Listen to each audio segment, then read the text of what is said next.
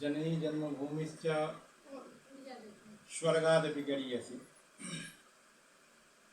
मैं आज आप लोगों के सामने बिहार की वर्तमान शिक्षा पर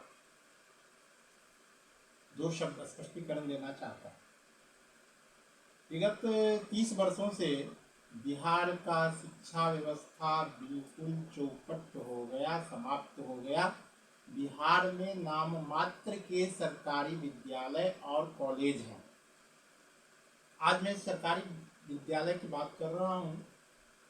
सरकारी विद्यालय एक सरकार का शोभा मात्र बनकर रह गया है।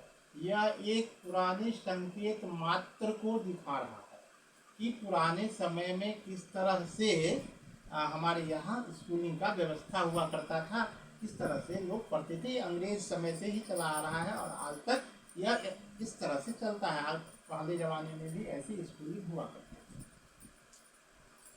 आज प्राइमरी स्कूल से लेकर हाई स्कूल तक के बच्चे की हालत यह है कि यहाँ के 5वीं तक के 75% बच्चे को प्राथमिक अक्षर ज्ञान नहीं हो, प्राथमिक अक्षर ज्ञान नहीं प्राप्त कर रहे हैं। उनके पास अक्षर ज्ञान नहीं है। 7वीं से 8वीं तक के बच्चे हिंदी रीडिंग नहीं कर सकते। मैथमेटिक्स का फंडामेंटल प्राइमरी ज्ञान उन्हें नहीं है। जोड़ घटाव गुणा भाग सिंप्लीफिकेशन वो नहीं बना सकते। 10वीं तक के 25% बच्चे भी रीडिंग नहीं कर पाते हैं। यही यहाँ की वास्तविकता है। अब आप लोग सोचते होंगे कि कुछ बच्चे तो पढ़ रहे हैं, कुछ 20% जो बच्चे हैं, 25% जो बच्चे हैं, 10वीं के 75% जो बच्चे हैं वो रीडिंग कैसे कर लेते हैं, बताता हूँ। बिहार की शिक्षा व्यवस्था को, बिहार की स्कूली शिक्षा व्यवस्था को हम 3 भाग में बांट सकते हैं। एक, संभ्रांत परिवार के बच्चे। तो संभ्रांत परिवार के बच्चे वो हैं जो बड़े बड़े निजी स्कूल में मोटे शुल्क पे शिक्षा ग्रहण करते हैं। वो स्कूल CBSE से मान्यता प्राप्त होता है। वहाँ पे शिक्षा का अनुकूल व्यवस्था होता है और वह 5 से 10% बच्चे वहाँ पे शिक्षा ग्रहण करते हैं। दूसरा है मध्यम वर्ग के बच्चे।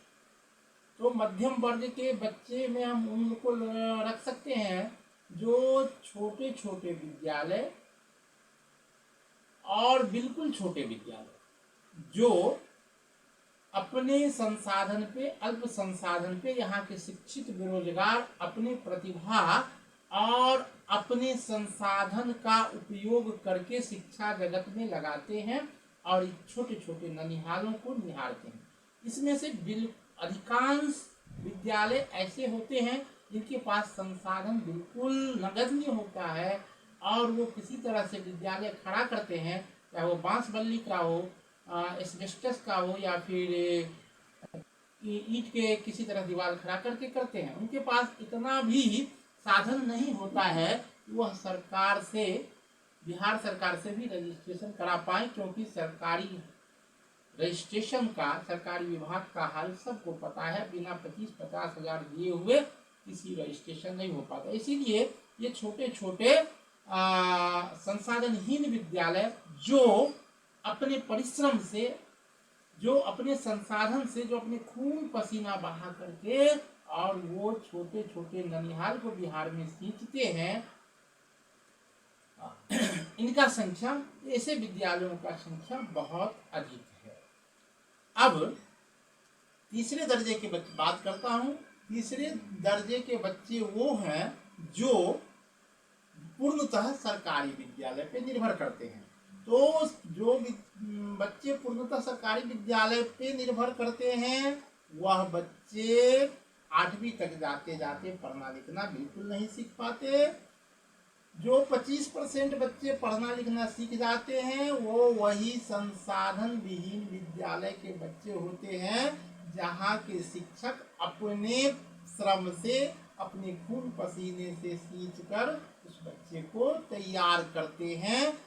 और यह ऐसा विद्यालय होता है जो ऊपर वाले विद्यालय से और यह सरकार दोनों से इसको श्रेष्ठ गिना जा सकता है, क्योंकि यह इस बिना बिना संसाधन का और बिना किसी सरकारी सहयोग का इस बच्चे को सीखते हैं। इस विद्यालय में मूलतः वैसे बच्चे ही पढ़ते हैं जिसका नामांकन सरकारी विद्यालय में भी हुआ होता है।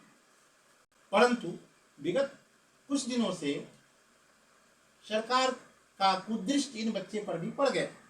वो जब इन बच्चे को अपने विद्यालय में देखते हैं पढ़ते लिखते, तो शायद इस बात से चिंतित हैं कि गरीब तबका के भी बहुत सारे बच्चे शिक्षा के दौर में आ गए हैं।